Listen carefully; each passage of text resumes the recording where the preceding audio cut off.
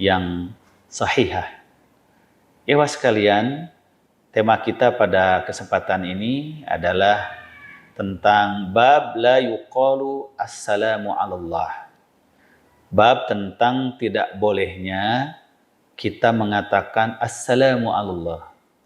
Keselamatan, kesejahteraan teruntuk Allah, atau keselamatan, kesejahteraan dipersembahkan bagi Allah, atau teruntuk Allah.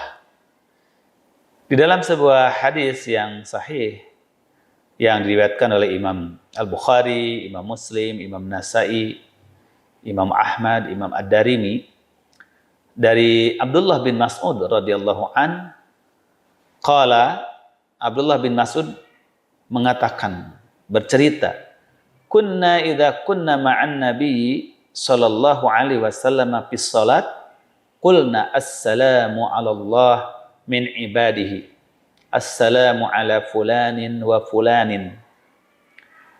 Kata Abdullah bin Mas'ud, dulu kami ketika bersama Nabi sallallahu alaihi wasallam dalam melaksanakan salat, maka kami suka mengucapkan doa, yaitu mengatakan assalamu 'ala Allah min ibadihi, salam bagi Allah dari hamba-hambanya, assalamu 'ala fulanin wa fulanin, dan salam bagi si fulan dan si fulan. Maka ini adalah doa yang dibaca di dalam tasyahud. Faqala an-nabiyyu sallallahu alaihi wasallam, maka Rasulullah sallallahu alaihi wasallam mengajari kepada Abdullah bin Mas'ud ketika beliau mendengar ada di antara sahabatnya berdoa seperti itu. Di antaranya adalah Abdullah bin Mas'ud itu sendiri. Maka kata Rasulullah SAW, la taqulu assalamu ala Allah fa innallaha huwa salam. Jangan berkata assalamu ala Allah, salam bagi Allah, karena Allah lah dia sebagai assalam, bahwa di antara sifat Allah adalah assalam, yang maha selamat, yang maha damai, bahkan dia adalah sumber daripada keselamatan. Makanya kenapa kita diajari oleh Rasulullah SAW setelah sholat itu mengatakan Allahumma antas salam wa minkas salam tabarakta ya dzal jalali wal ikram. Ya Allah, engkau lah as-salam, engkau adalah zat yang memiliki sifat maha selamat. Engkau adalah zat yang memiliki sifat sumber keselamatan. Engkau adalah zat yang memiliki sifat pemberi keselamatan. Maka tidak ada yang sebenar-benar pemilik keselamatan, pemberi keselamatan, bahwa zat yang bersifat dengan keselamatan itu sendiri, yang hakiki, yang sempurna, melainkan hanya Allah subhanahu wa ta'ala. Maka ini diantara contoh bagaimana Rasulullah sallallahu alaihi wasallam mendidik, mengajari, mendakwahi para sahabat. Rasulullah sallallahu alaihi wasallam sendiri sering memberikan kesempatan dan peluang kepada para sahabatnya untuk mereka mengamalkan sesuatu perbuatan yang menurut pemahaman para sahabat itu ini adalah baik, ini adalah dibolehkan.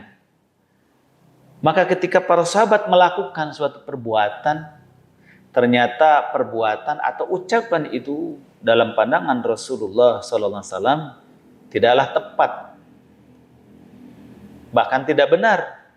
Maka Rasulullah SAW mengoreksinya, meluruskannya, bahwa yang benar, yang tepat, yang harus diperbuat, harus dikerjakan adalah seperti ini.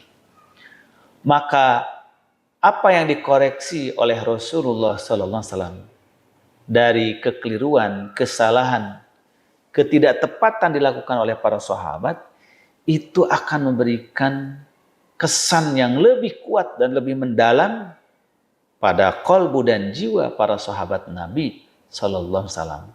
Sehingga ketika mereka mengajarkan kepada orang lain, ketika mereka mengenang, mengingat peristiwa itu, mereka akan dengan mudah untuk mengenang kembali peristiwa tersebut dengan kejadiannya, dengan peristiwanya. Sehingga ia akan mengatakan, dahulu kami bersama Rasulullah pernah melakukan ini.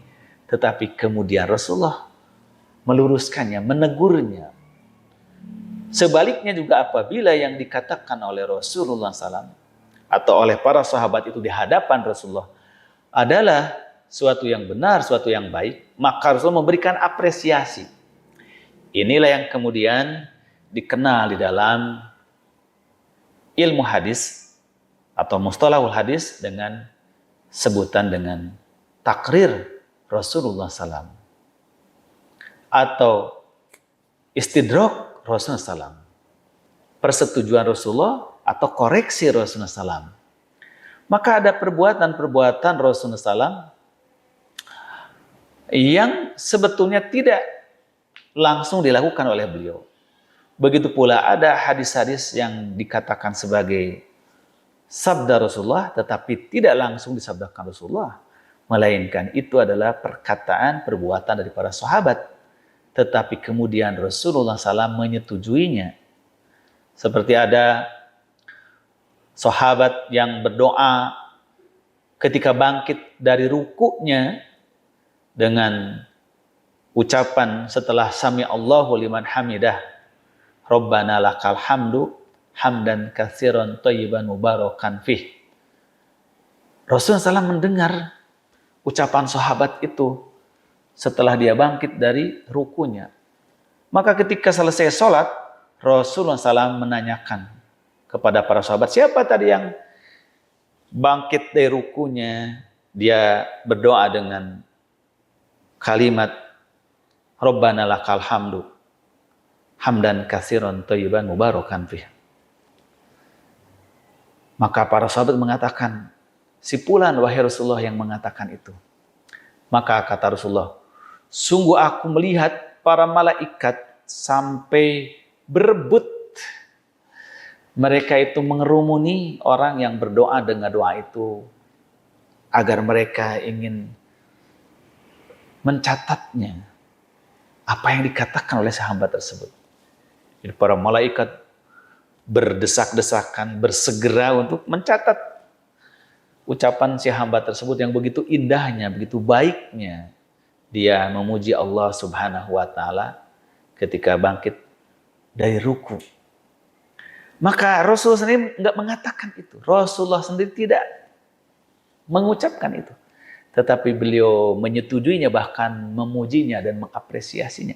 Sehingga itu pun dianggap dan dihukumkan sebagai sabda Rasulullah sendiri, sebagai perbuatan Rasulullah Sallallahu Alaihi Wasallam sendiri.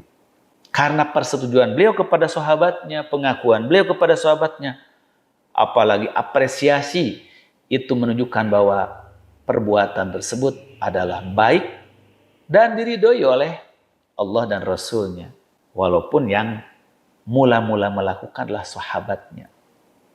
Sebaliknya apabila ada perkataan perbuatan sahabat Rasulullah Sallallahu Alaihi Wasallam, kemudian perbuatan atau perkataan sahabat itu dikritik atau direvisi atau diluruskan oleh Rasulullah SAW, ditegur, maka berarti perbuatan tersebut adalah perbuatan yang tidak tepat, tidak baik dan tidak benar, maka ia harus ditinggalkan dan mengikuti apa yang diperintahkan oleh Rasulullah Sallallahu Alaihi Wasallam.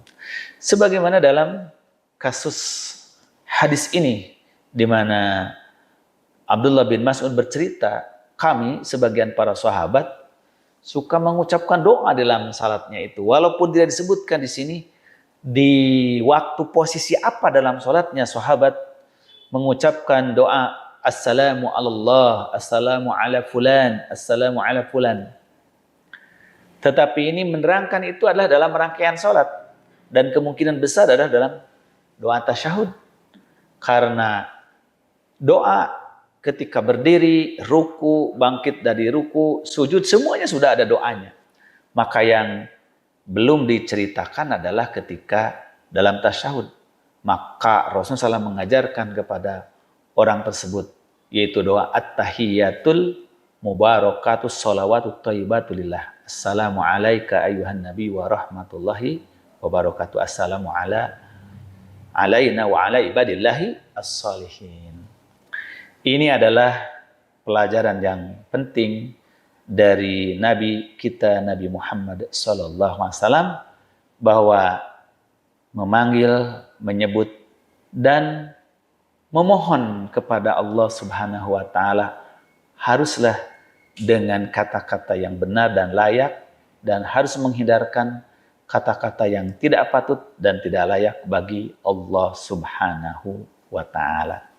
Aqulu qouli hadza wa astaghfirullah li wa lakum. Subhanakallahumma bihamdik asyhadu an la ilaha illa anta astaghfiruka wa atubu ilaik. Wassalamualaikum warahmatullahi wabarakatuh.